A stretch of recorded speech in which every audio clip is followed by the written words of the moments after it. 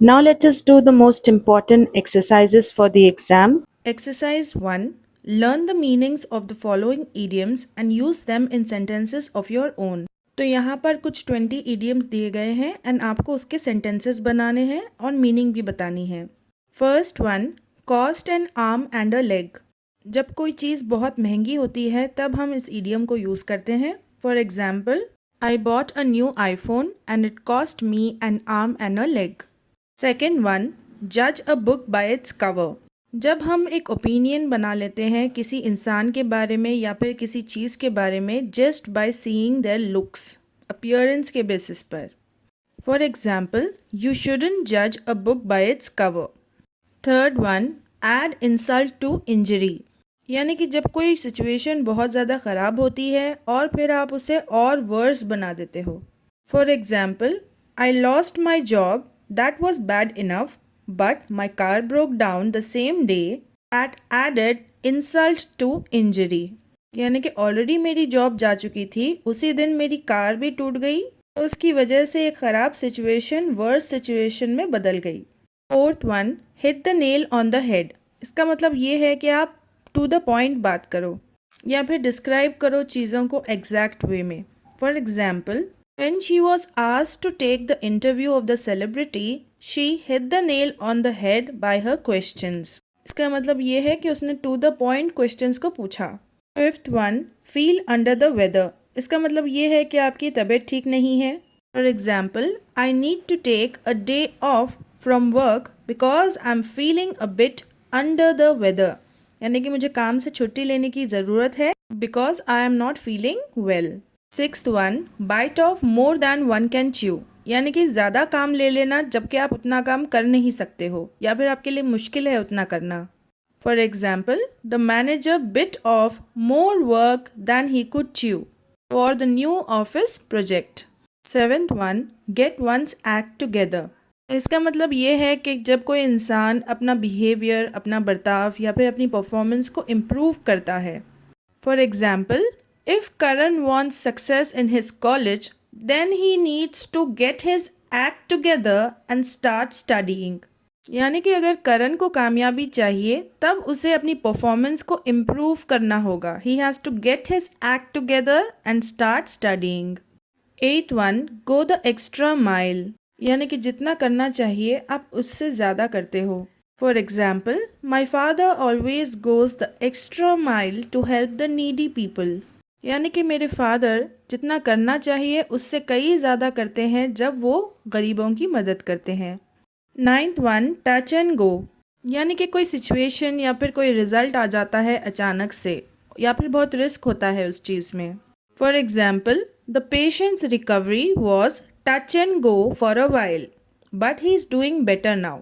यानी कि पेशेंट की हालत जो थी वो बहुत ही ज़्यादा अनसर्टेन सिचुएशन में थी, रिस्की सिचुएशन में थी, लेकिन अब वो बेहतर है. Tenth one, be worlds apart.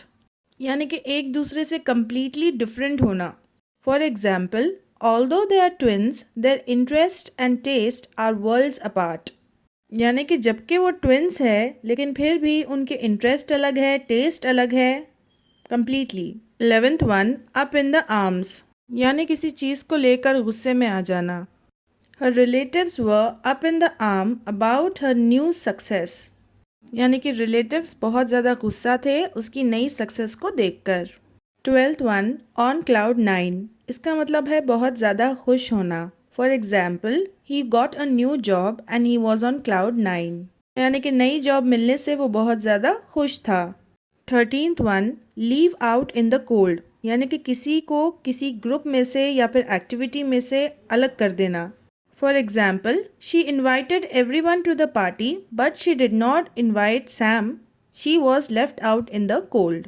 यानी कि उसने सबको इन्वाइट किया लेकिन सैम को छोड़ दिया. She was left out in the cold. So leave will change to left. So इसी तरह वर्ब्स चेंज होते हैं सेंटेंस के according. 14th one, break new ground. यानी कि कोई ऐसा काम कर देना जो कि पहले ना हुआ हो. For example, the scientist was able to break new ground with their new cutting edge research. यानी कि साइंटिस्ट ने कोई ऐसा काम किया है जो कि पहले नहीं हुआ है, जैसे कि उन्होंने फाइंड आउट किया है cutting edge research.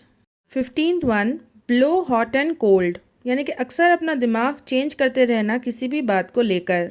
For example, my boss blows hot and cold about the new project, 1 minute he loves it, the next minute he hates it. यानी कि मेरा बॉस अक्सर अपना माइंड चेंज करते रहता है नए प्रोजेक्ट को लेकर। एक मिनट वो उस प्रोजेक्ट को बहुत ज़्यादा प्यार करता है और दूसरे मिनट उसी से नफरत करता है।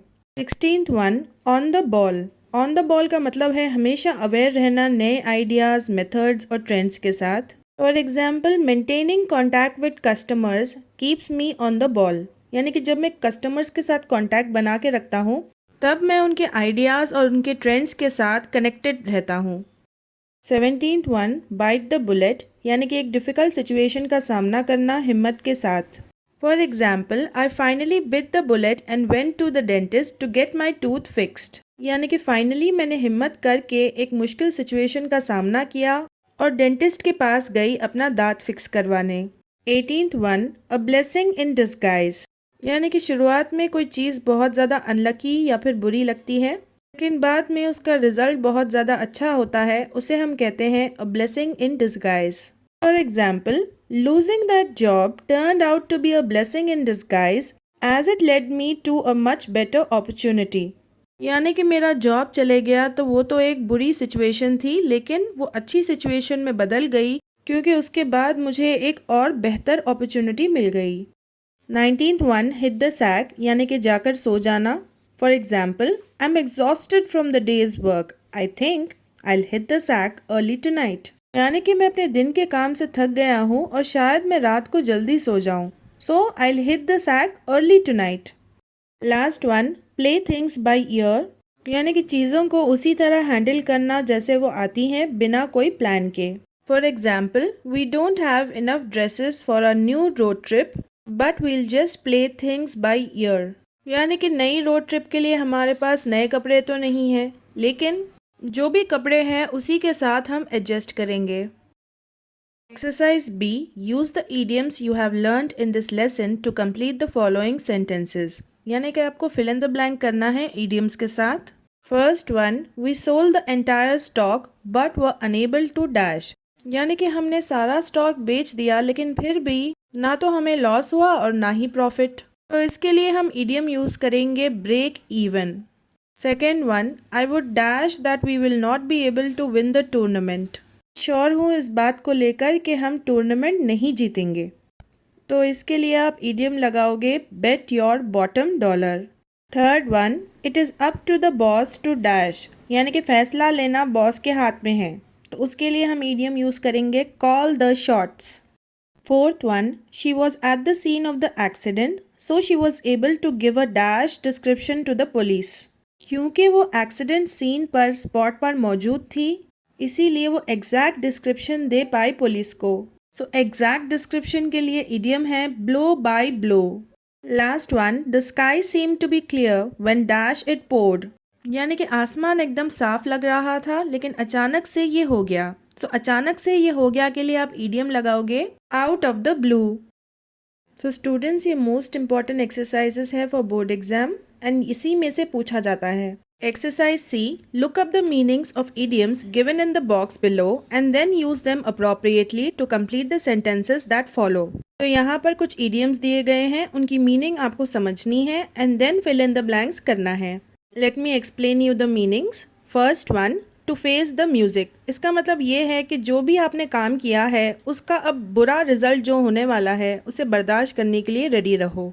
Second one, to cut the corners, यानी कि शॉर्टकट रास्ता इस्तेमाल करके अपना काम करना, इजी वे यूज़ करना और रूल्स को इग्नोर करना। Third one, to cut no ice, इसका मतलब है कि आप बिल्कुल भी दूसरों को अफेक्ट नहीं करते या फिर इन्फ्लुएंस नहीं करते। Fourth one, to clam up, यानी कि शांत हो जाना, काम डाउन करना या फिर रिलैक्स करना। Next one, to see eye to eye, it means कि आप किसी के साथ अग्री करते हो या फिर आपका और उसका सेम ओपिनियन है। Next one, to break the bank, इसका मतलब ये है कि कोई चीज़ बहुत ज़्यादा महंगी है। Next, to bide one's time, यानी कि पेशेंटली वेट करना एक अच्छी अपॉर्चुनिटी का कुछ करने के लिए। Next one, to take a back seat, यानी कि कम इम्पॉर्टेंट रोल निभाना। Next one, to hold one's horses, यानी कि किसी भी पल का पेशेंटली वेट करना। Next one, to call a spade यानी कि ऑनेस्टली एंड डायरेक्टली किसी भी टॉपिक पर बात करना जो कि दूसरे लोग अवॉइड करते हों। Next one, to pour one's heart out यानी कि एक्सप्रेस करना अपनी गहरी सोच और फीलिंग्स को। Last one, to take the bull by the horns यानी कि किसी भी प्रॉब्लम का या फिर सिचुएशन का या फिर खतरे का डायरेक्टली सामना करना। It is fill in the blanks. The suspect dash when the police asked her where she was at the time of the crime यानी कि जो सस्पेक्ट थी यानी कि जिस पर पुलिस को शक था वो खामोश हो गई जब उससे पूछा गया कहाँ थी जब ये क्राइम हुआ। तो साइलेंट होने के लिए इडियम है clammed up. Second one, Krish is quite straight forward, you can trust him to dash यानी कि क्रिश एक सीधा इंसान है और आप उस पर भरोसा कर सकते हो कि वो चीज़ों को उसी तरह बताएगा जिस तरह वो है, ऑनेस्टली। तो इसके लिए हम इडियम यूज़ करेंगे call a spade. Third one, dash I am almost done using the computer यानी कि पेशेंट रहो, मेरा काम ऑलमोस्ट ख़त्म हो चुका है कंप्यूटर यूज़ करने का। पेशेंट रहने के लिए हम इडियम यूज़ करेंगे hold your horses. Fourth one, Savitri is bold and proactive when faced with a challenge, she always dash यानी कि सावित्री एक बोल्ड और एक्टिव लेडी है और वो चैलेंजेस का सामना करती है अपने क्लियर एक्शंस के साथ। तो इसके लिए इडियम हम यूज़ करेंगे takes the bull by the horns, just add an S to take. Next one, we thought he had forgotten about it but he was simply dash यानी हमें लगा कि वो उसके बारे में भूल चुका है लेकिन वो तो पेशेंटली वेट कर रहा था मौके का। इसके लिए इडियम लगाएंगे biding his time. Sixth one, Komal and her sister never dash on anything यानी कि वो दोनों एक बात पर कभी भी अग्री नहीं करते। इसके लिए हम इडियम लगाएंगे see eye to eye. Seventh one, I had to dash because I wasn't given enough time और money to complete the project properly यानी कि मुझे शॉर्टकट रास्ता, आसान रास्ता अपनाना पड़ा बिकॉज मुझे ज़्यादा पैसे नहीं मिले और ना ही वक्त प्रोजेक्ट कंप्लीट करने के लिए। Eight one, he neglected his studies and I must now dash यानी कि उसने अपनी पढ़ाई को इग्नोर किया और अब उसे उसके रिजल्ट्स का सामना करना होगा। तो idiom is face the music. Ninth one, I need new shoes but the ones I want will dash यानी कि मुझे नए जूते चाहिए लेकिन जो जूते अब मुझे चाहिए वो बहुत ज़्यादा महंगे हैं। तो इसके लिए इडियम है ब्रेक द बैंक।